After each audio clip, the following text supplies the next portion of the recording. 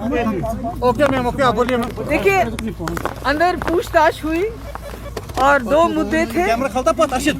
एक ये था कि जो बिजबिहाड़ा में मेरे मुफ्ती साहब के नाम पे जमीन थी वो बेची है, वो कैसे बेची, किस तरह बेची, कितने पैसे मिले, कौन सी डील थी।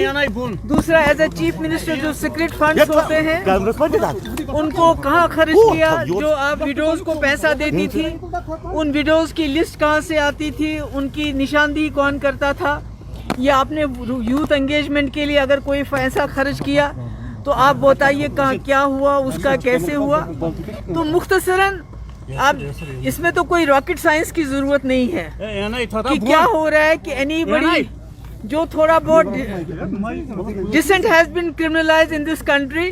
This country is ruled by either ED, CBI और एनआईए। या तो आप सेडिशन के लिए चार्ज हो जाते हो या तो आपके खिलाफ मनी लॉन्ड्रिंग का केस होता है। जो बात करता है उसके खिलाफ जो है इसी तरह ईडी का इस्तेमाल किया जाता है, एनआईए का इस्तेमाल किया जाता है। और जो मुल्क है इस वक्त, it is not running according to the constitution of India, it is running according to a particular party's agenda. उसमें आप बात नहीं कर सकते हो, मुंह नहीं खोल सकते हो। जो कोई बात करता है उसको हाउंड किया जाता है और ये बातें चलती रहेंगी।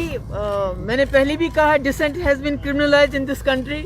जो भी आपको अपोज करता है या आपके खिलाफ कोई बात करता है तो उसको आप ईडीआई या एनआईए से जरिए या तो सेडिशन के चार्जेस लगाते हैं या मनी लॉन्ड्रिंग के चार्जेस लगाते हैं।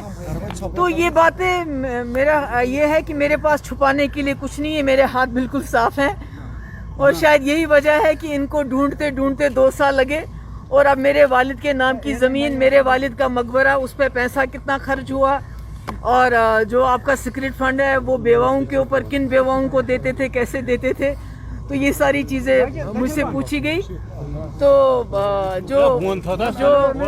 जिस चीज़ के लिए हमारी पार्टी बनी है, पीडीपी बनी है, महबूबा मुफ्ती बनी है, इंशाल्लाह हम अपने जो हमारे मुद्दे हैं, जो हमारा एजेंडा है जम्मू कश्मीर के मसले के हल के हवाले से, 370 को रेस्टोर करने के हवाले से, उस पे हम कायम दायम रहेंगे।